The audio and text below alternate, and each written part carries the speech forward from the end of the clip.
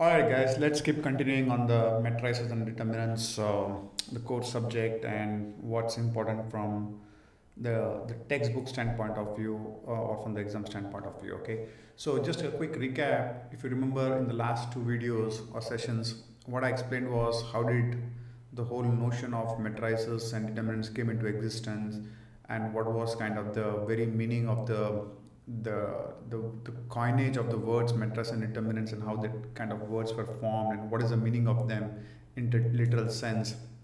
Like matrices are like basically womb in Latin, and determinants are something that determines the very property of where it comes from, in this case matrices, and so on and so forth.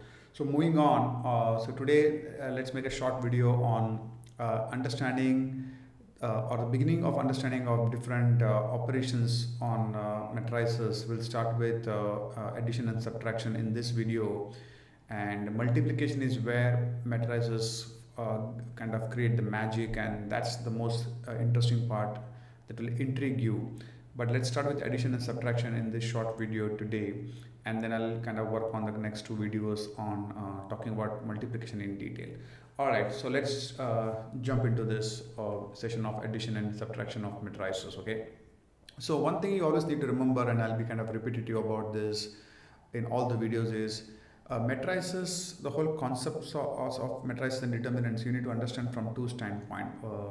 Okay, so one is you have to understand the intuition behind that, right? So which is what the whole learning is all about. And what I mean by that is, yes, you will understand the algebraic nuances of where the mathematical operation comes from, addition and subtraction. But at the same time, the beauty of understanding the whole concept and keeping it in your head and imagining comes from the geometrical interpretation of what that basically matrices or any arithmetic operational matrices mean, right? And we'll come on that in this video and subsequent videos. Okay, and just a quick detour. When I talk about a geometric view, right, we'll be kind of slightly scraping through a new world or new subject called as vectors. Some of them might have already heard about this, or it might come in the further downstream syllabus, or it may be in the future semesters. We are not going to take a deep dive and take a complete detour, but I would like to scrape the surface, because the whole notion of vectors, or basically vectors are nothing but just lines with arrows, right? I mean, just you put a line and the arrow signifies the direction of where the vector is heading, and we'll come about that. But vectors kind of form the foundational bedrock of something called as linear algebra, which is a whole subject by itself. But linear algebra primarily derives all its algebraic computation from the underlying computation is matrices and determinants. Okay, so we'll slightly kind of scrape through the concept of vectors and maybe some part of linear algebra to just help us understand better the geometric perspective of what matrices are. And you will see when I talk about that in this video and further videos. And like I said, multiplication of matrices is where it really comes together. Okay, so let's kind of get started. So these two things we have covered. So let's get back to our primary elementary school stuff, where we're talking about simple addition, right? What does addition mean? And the same thing applies to subtraction. So if you see here on my left side where I'm pointing here, right? So if you go to the school, like maybe in grade 1 or grade 2, whenever they start teaching you basic addition, right? So the way they teach you is like, okay, there are two balls here and the number is 2, and there are three balls here, the number is 3, and if you add 2 plus 3, what happens? We get 5, and the way we count is like, okay, 1 2 3 4 5, and there are 5 balls here, and that's how kind of numbers add. And this is kind of the algebraic way of doing it, right? This is the whole algebra, or this is the simple numerical addition, right? We have nothing to do with matrices in specific, but this is how we are taught about addition. But in your head, if you kind of try to understand this whole simple addition from a geometric standpoint of view, over here, right on my right side, if you see, this is the geometric point of view, and I'm going to kind of slightly blow this up, right? What basically this means, this I have kind of borrowed from some internet. This is not my stuff, okay, but this kind of helps you understand what's going on here. So if you see here, what are we talking about? The same stuff, 2 plus 3, where we have balls in a container and we add. What does it mean here? For example, let's say instead of 2 plus 3, the number is 4 plus 10. What does it mean here? So basically, we have a number line here and we have this number 4 here, right? This is where number 4 is.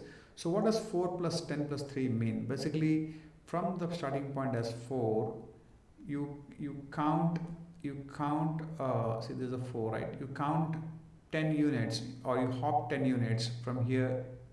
If you count 10, you kind of land at 14, and again from 14 you count 3 and then you land at 17. That's what it means from a geometrical standpoint. If you draw a number line and if you try to kind of understand what the simple addition on the left side means on a number line, this is what it means. Basically, based on which direction you're heading, it's that many hops in that direction to give you the number, which is very easy to understand if you see this simple problem where it says 6 plus 1 is equal to 7. So what does it mean? We have 6 here, right? And plus 1.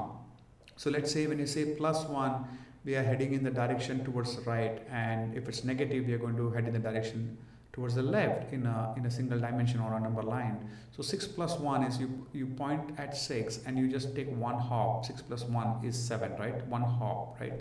This is what number 7 comes from. That's what it basically means when you do the same stuff, a geometrical interpretation on a number line for simple addition, right? That's what it means, okay? And moving further, this is where kind of things starts getting interesting, right? So if you see here, over here, we were talking about moving in a particular direction based on whether it's plus or minus. Incidentally, all the examples are here in the plus, right? So we are going to move towards the right direction. That's what the plus means. And left will be on the towards the left side, right? But now, since I know what it means intuitively, whenever you do a addition or subtraction, basically it's hopping in one of the directions from a starting point and making that many hops, I can abstract this over here, like I have put, right? I can abstract this. You don't need a number line for you to understand this. You can imagine the number line in your head, and all you can think is whatever numericals are involved in the addition or in the subtraction, you can just point that using an arrow, which is nothing but a vector in some direction. For example, let's say if I have 3 plus 7, which is the first example, I can imagine an arrow in going in the right direction because it's positive, right? And plus 7. So I can imagine two arrows saying that, okay, this particular length is 3 and this particular length is 7. 3 plus 7, then I get a bigger arrow, which is 10, right? In this case, it's a plus 10, so I have a bigger arrow and I'm adding a negative number. Hence, you see this arrow is going in this direction, negative 3. It's a small arrow. So 10 minus 3, right? When you go backwards, if you take the number line, you're going to go in this direction, 3 units, right? Then it puts you into 7, right? That's how it means. So basically you can abstract the number line, remove the number line and just visualize and replace the very numbers with simple arrows and still kind of convey the same message, where the direction of arrow will tell you whether the number is going to be positive or negative, right? That's what it means over here. And the arrow could be in any direction, does not really matter. It could be left, right, it could be north, south. Over here if you see, right, I'm having a plus 10 going north and I'm having a negative 5 coming south. When I add, this is the magnitude of the number, but the net is still a positive number, and hence the direction is looking upwards, right? So if you have that notation where anything going towards the right is positive number or anything goes towards north is positive number, you can understand that kind of a concept, and that's very easy. So this is very easy when you understand a simple elementary numerical addition, right? It's very easy to understand that. So now let's try to apply or juxtapose this in what it means in the world of matrices, right, over here. So if you remember in the first two videos also, we had taken the word problems, right? It's very interesting if you take word problems and like how I have abstracted one thing into another thing, right? This is the abstraction part where there are no number lines and there's nothing. I've just abstracted this whole piece, right, from this number line. So what we can do is, in the similar way for matrices, we can take the word problems and we can abstract by a simple notation, right? And I'm going to read out the first problem, and then it's the same example I'm using it. So let's say, and this I think I borrowed from one of the textbooks, right? So let's say Fatima has two factories, right? And the factory is called as P and Q. and each factory produces sports shoes. Okay, and for boys, they just both the factories produce only for boys, and they just have the shoes in one price point or one category. They call it category one, so they don't do anything else. Both the factories produce boys shoes, and they produce in a particular price category. And if I have to represent that, let's say if this were not balls, this were shoes. So in the matrix world, the way I would have represented the total quantity is, this is P, factory P. It produces boy shoes, let's say at 2 rupees or $2 or two whatever unit in whichever country you are. And this is Q, and they again produce boy shoes at 3 units, or they sell it 3 units per piece, right? So if I want to know what is the total number of quantities produced, oh, I'm sorry, this is not the price point, this is the number of shoes. Factory P produces 2 shoes, and factory Q produces 3 shoes at a particular price point, whatever is the price point. And if I want to know what is the total number of shoes produced by both the factories, I say 2 plus 3 is equal to 5. And this particular squared brackets, right, closing and opening, that means that that particular number within that is just not a pure number like over here. It's basically a matrix, right? It's a part of a system, it's part of the array, or it's part of some womb like we discussed about, right? So we need to understand that.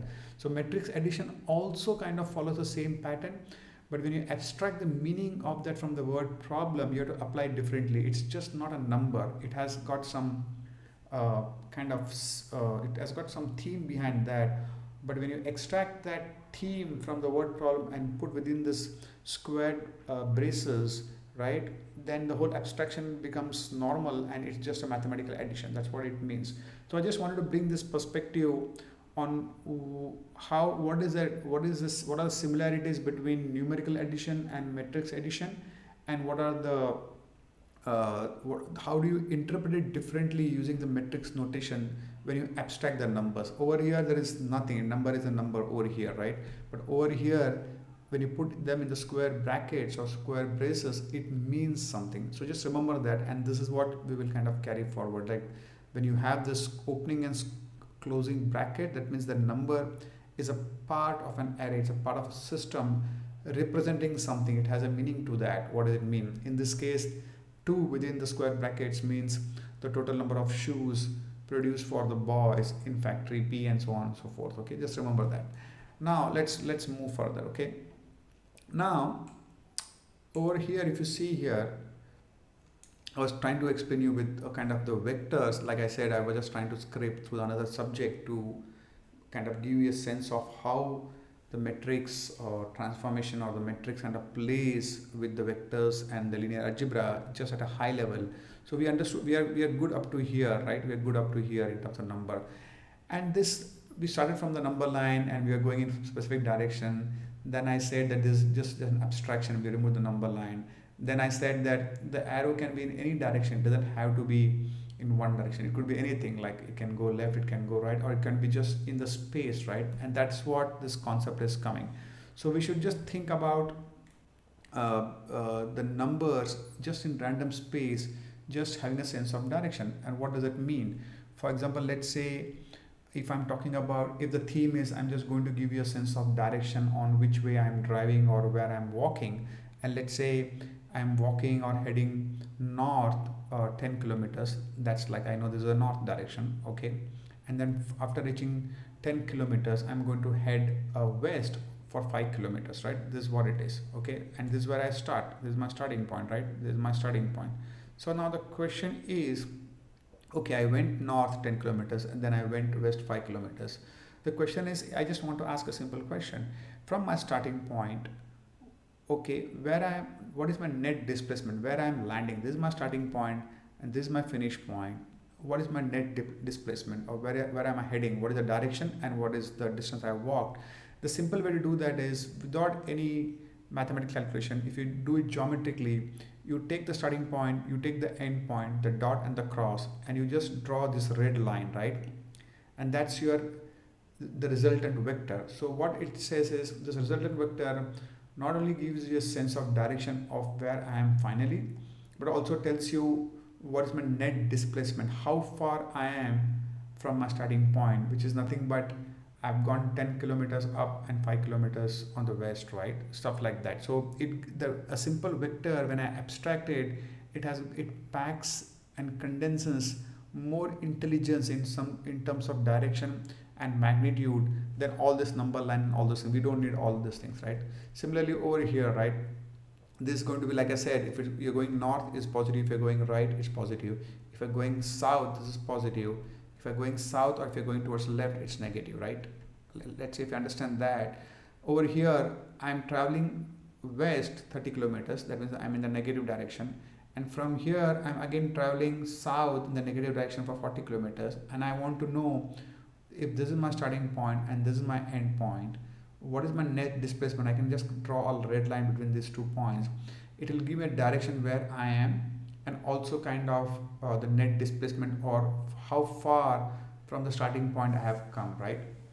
So in that sense, right, using the simple arrows or simple denomination, we can abstract, and we can explain what's going on. For example, over here, if I have to convert this into a matrix, right, I can simply say that, okay, I am 10 and 5. Let's say if I want to represent this whole effect, right, in a matrix format, I can say I'm at 10 and 5. What it means is like, okay, I'm going to go 10 units in one direction and 5 units in another direction, and this is going to be north and this is going to be west. So I can package this, and a computer algorithm or a mathematician, whatever they're working, they don't need to know all those things. They'll just know, okay, this is where I am, and they can play the mathematics on that one. So that's kind of the sense I wanted to bring in terms of just slightly getting into vector algebra or vector and then coming back. I don't want to go deep and kind of deviate from the whole concept of matrices and all those things. So keep this in mind, and you will see and you'll appreciate when we come to the matrix multiplication how magical this whole concept of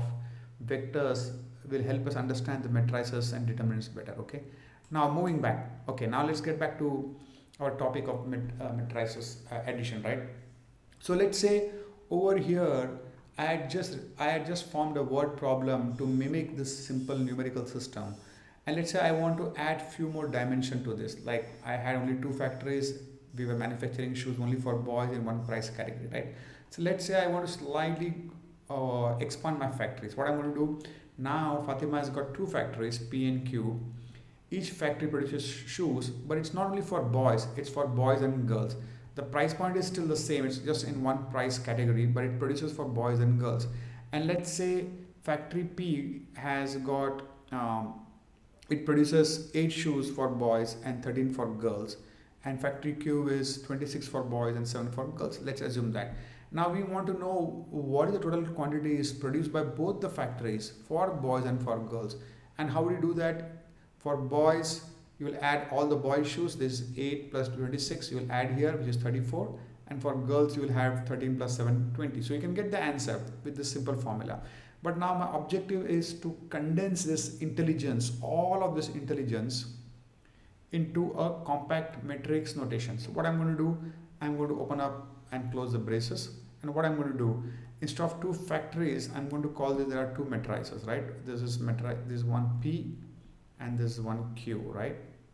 And I'm going to open the braces and close the braces and write the numbers inside. I'm going to abstract without giving you all the details that are not relevant, which the computer does not need. I'm just going to put 2 numbers, and you will mentally relate that where the 2 numbers are going to be, right? When I say 8 and 13 and I say this factory P, that means you know, and I'm telling you the first number is going to be for boys and second is going to be for girls, and that's how I'm going to code the matrix, right? So then you know, okay, whatever is the first number, that's the number of quantities for boys. What is the second number? That's the quantity for girls for coming out from factory P. And likewise for Q, right? And if I want to know, if I want to add these 2 matrices, just if I'm adding 2 numbers, now we're adding 2 matrices. So it's a part of the system, right? So what it's going to tell is I'm going to add the like positions 8 and 26 and 13 and 7, and the output is 34 and 20. And what does it mean basically? Basically it means it's put together for factories both P and Q. The first number tells you the total shoes produced for boys, right? This is boys. And the second number tells for girls. This is for girls, right? That's what. So what I've done is I've made the matrix addition. I've kind of put the numbers abbreviated and condensed and packaged the intelligence into a simple matrix notation without any words or verbiage, right? That's what I've kind of done here. And this is like the algebraic way of doing things where I say that it's all addition and subtraction, stuff like that, where we discuss. Now, what would be the geometric way of looking at the same thing, right? That's where the magic happens when you talk about matrices and the numbers and the whole displacement that we discussed here, right? Now, let's assume that in the geometric way, what we're going to do is, in the above example over here, we were just talking about one direction, right? Any one direction, x-axis or whatever. So now we have got two factories, and each produces boys and girls shoes. So there is a common, there is like, if you put the permutation combination, there are four things going on for that. Factory P has two things, dimensions or two kind of units coming out of that, and Q also has two. So the combination is four kind of, right? So if I can think about extending the x-axis like over here, right? Instead of thinking in one dimension, if I'm going to think in two dimensions, right? For example, this y-axis, this x-axis, and this whole thing is for P. And similarly for Q also I need to have, because I need to have two combinations, and this for Q, right? If I put that in that perspective, and in my head, if I'm going to geometrically represent in this format by arrows, what I'm going to do is, okay, whatever is the purple, light purple arrow, which is in the x direction over here, 8 and 26, that is for the boy shoes. This whole thing is P, factory P, and this whole thing is factory Q. Let's assume that. And whatever is the right light purple color in the direction of positive x-axis, right? Those are the boy shoes from respective factories. That means factory P produces 8 shoes for boys, and factory Q produces 26 shoes for girls. And whatever is the dark purple color over here, that's for the girls. So there are 13 shoes for girls coming out of factory P, and there are 7 shoes coming out of girls for factory from factory Q. So now I've condensed, or I've kind of abstracted this whole thing into a simple geometric way, and I've got two factories. And if I want to know what is the total net, what's number of this thing of coming from factory P, so I'm just taking the starting point and the ending point. I'm drawing a black arrow, so it gives a vector direction of where it's going, what is the total number of shoes. Similarly for Q, right? That's what I'm adding. But now if I have to do a matrix, if I have to do a matrix addition like P and Q over here, like we have discussed, right? If you see here on the right side, what you can think is, you can think this of 8 and 13 as coordinates, like just like how I explained you. When you want to condense that, you can just talk about coordinates over here, or you can even think about here on the right side, right, over here, where we're talking about coordinates. So we can say, okay, 8 and 13 for P, right? And 26 and 7 for Q. And if I want to still add these two systems in the vector world, there are two ways to think about that, right? Assume that, don't focus on the black arrows, right? So let's say I'm going to add only the boys' shoes from both the factories. This from P and this from Q. Like if you see, the answer is 34, right? So I've added 8 plus 6. So I've taken this arrow, and I have taken this arrow from this number line. I've placed behind this, wherever it ends, I've placed this arrow, and I've added that, which is 34 on the algebraic side. So that is total number of boys' shoes. This is total number of boys' shoes on the x-axis. Similarly, I have taken this on the y-axis and added both the arrows, or placed both the arrows one above the other, and this is total girls' shoes, right? That's one way of looking at that. And I'm taking the starting point and I'm taking the end point, like this is the end point and this is the starting point, let's say, okay? And this is the resultant vector where I start from here and go from here. And this point, this x, I can easily denote in the matrix format, where I can say, okay, what is the total displacement here? This is 34. And what is the total displacement on the y-axis? This is 20, which is what the algebraic one also says, right? If I follow the displacement 3, and it kind of gives you intuition, abstracting the whole thing geometrically, okay, this is what it means. And the other way of looking at that is, even if you take this black arrows for the time being, basically it's showing the total displacement from this point. If you take this as starting point, and this as your end point of the black arrows. So if you traverse the whole black, it still leads to the same point over here. If you see, the black is just in the same point.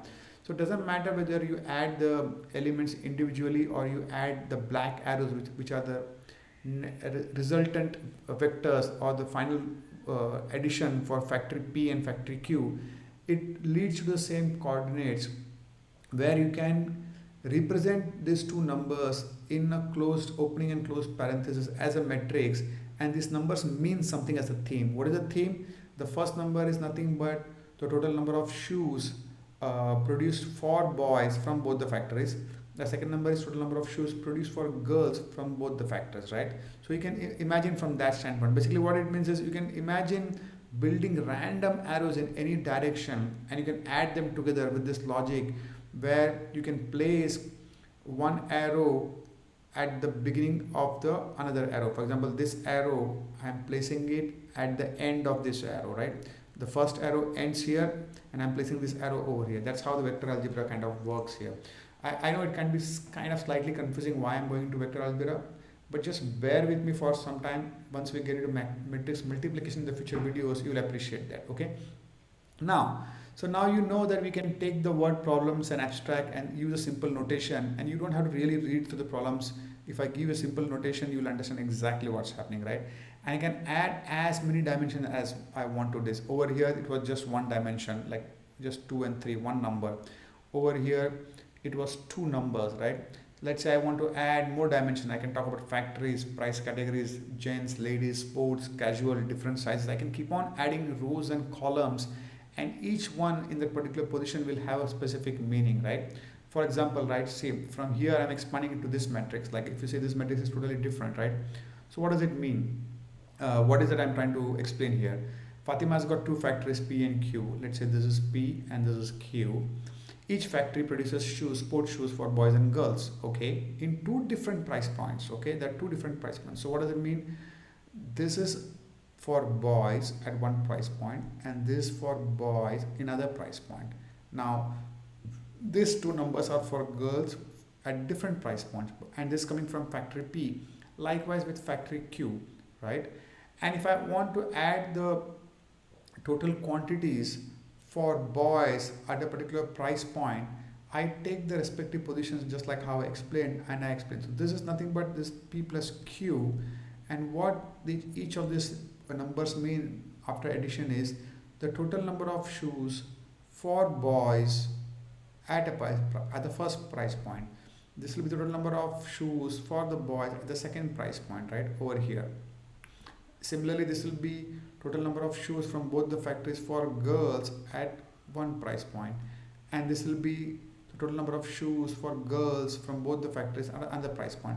So I can represent this in a matrix notation, and I can follow a matrix algebra in a similar way to display the meaning of what I'm trying to do here. As long as you understand what each number represents, I don't really need to have the words to explain that. That's the reason in the exams you will not see all those things words. You will just get these numbers, and you can easily apply the algebra no matter what is the context. Are we talking about a factory with shoes over here, like we discussed here, or we're talking about a net displacement of where I'm traveling east, west, south? Doesn't matter. You can abstract.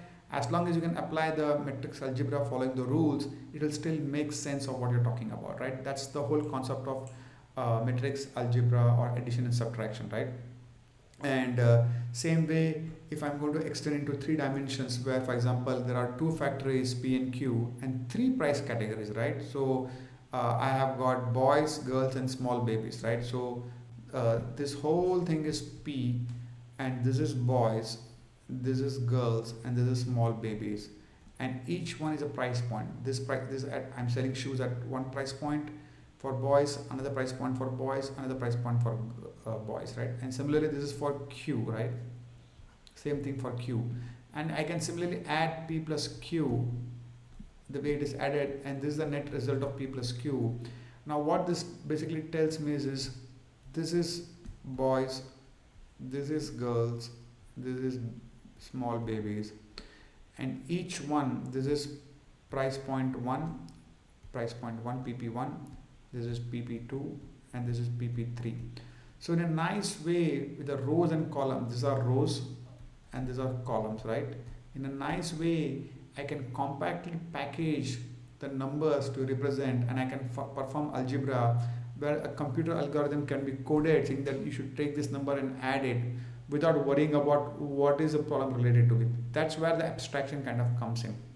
And a geometrical way of looking that is in 3 dimensions, where we start from x, then we move to x and y, and there is a x, y, and z plane where any point in space or any arrow in space will have 3 coordinates x, y, and z. Basically, this will point to this. Like this, how kind of you can map it. Like for example, if it's 3, 4, 5, you can assume that it's 1, 2, 3. So this one price point for factory P for boys, girls, and small babies, right? That's what it means. So that's how it's kind of represented. So always think about back and forth. You need to switch gears between the algebraic and geometric so that it helps you not only understand in an intuitive way, but you'll appreciate it better, right? That's all matrix addition and subtraction is all about.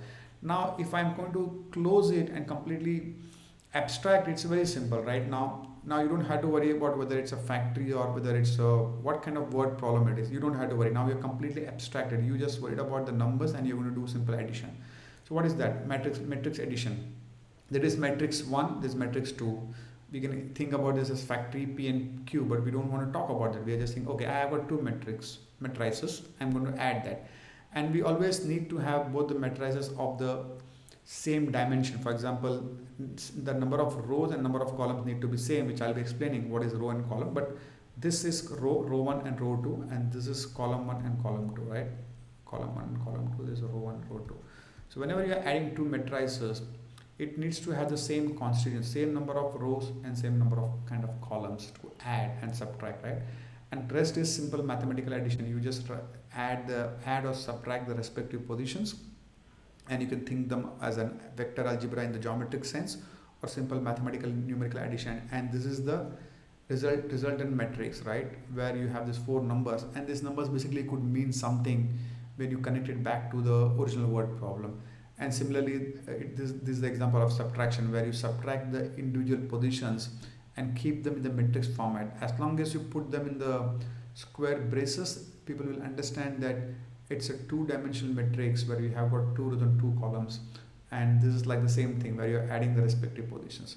So that's what it means. Hope I was able to help you understand the matrix addition and subtraction in an intuitive way, algebraically, geometrically, slightly going into the vector algebra. Normally, whenever you have these topics in the elementary level in high school or in college, people will just explain you, normally the textbooks will just explain you from just this point onwards, okay, this is how you add. But then it's very hard to understand what is so special about this addition. It's like, looks like simple, but when I talk about this, kind of give you a background on how do you think about that and how the information is abstracted from the word and condensed and packaged into matrix notation, right? It kind of makes sense of why this way. So it's better to start from the top, to spend extra minutes to understand, then kind of enjoy the beauty of matrices and worry about getting good grades and scoring and stuff like that.